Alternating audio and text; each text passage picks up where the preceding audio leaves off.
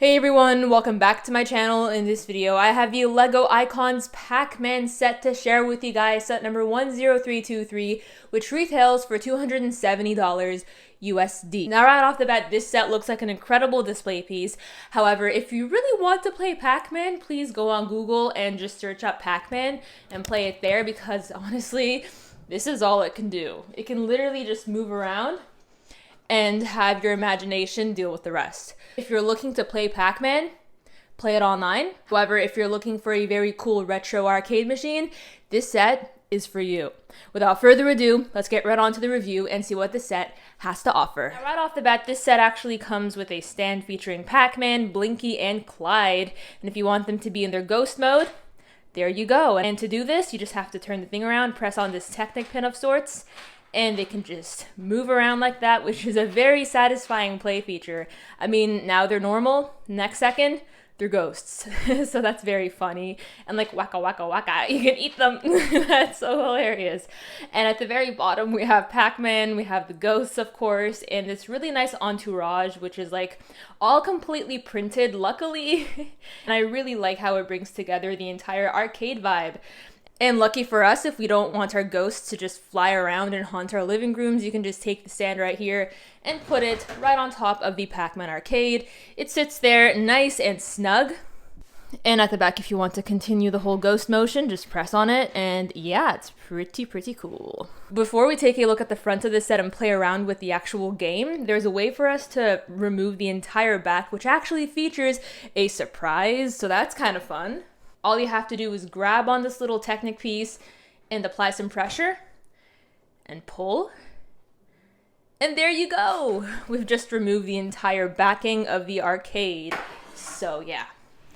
Here's how the inside looks like. It looks very spooky and scary and mysterious, but there's a surprise at the very bottom. We actually have ourselves a mini arcade, which I think is so funny to me because this arcade looks exactly like that arcade.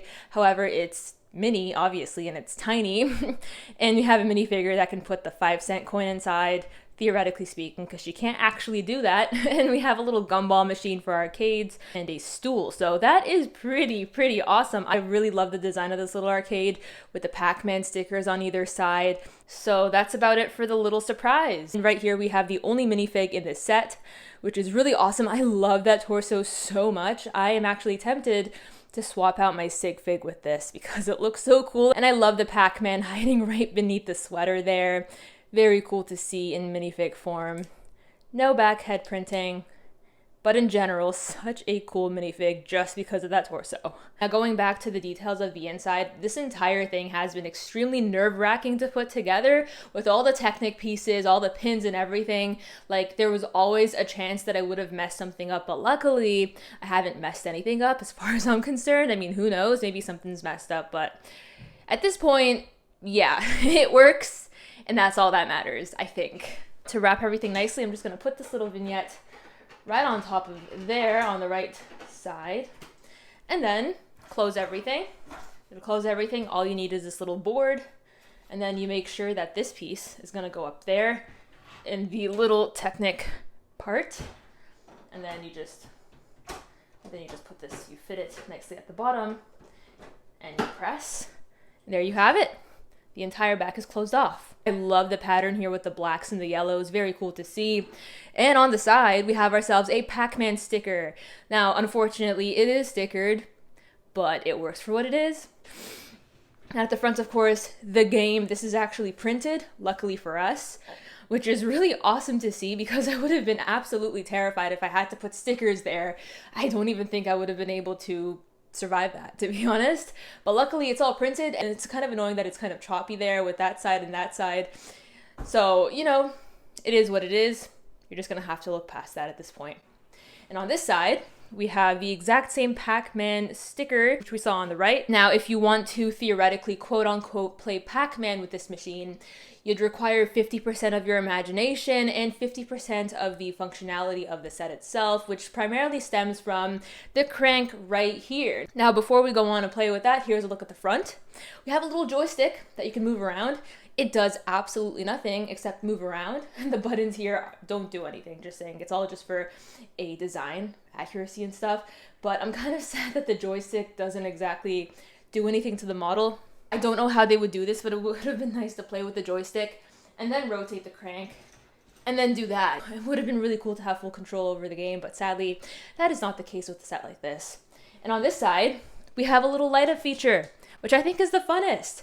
So again, you can't exactly put any coin in there because it's a sticker, so there's that. So I guess if you're looking to charge people fees to play the game, the money can't exactly fit in the little slot there, so you're gonna have to be creative. I don't even know what the plan would be at this point. If I were you, I would just give up. On this side, you know, the light up feature again, cool, but I find it very manual, so yeah. Lastly, right off the top, we have the high score counter. This is a sticker, spoiler alert. This entire thing here is also a sticker, but there is an actual crank here, so you just move it like so. Now, after rotating the gear, you can go higher, actually lower, 3600. I don't get how this works, but yeah, it's kind of random, but it still works for what it is. Again, I'm not the biggest fan of how manual this entire thing is. Lastly, here's a little demo of me rotating the crank and playing Pac-Man. So on this side again, we have the crank, and we have Pac-Man running around the course. Now, this is the only course that Pac-Man can actually run through. It's the exact same thing over and over again. So picture Pac-Man running in an endless loop that would never end, and him being trapped in a matrix with no escape. That sounded pretty dark, but it's the sad reality of a set like this. Well guys, that pretty much brings a wrap to the video. Let me know in the comments down below your thoughts on this set right here and if you plan on purchasing it on release day. And on that, I'll catch you guys in the next one. Bye for now.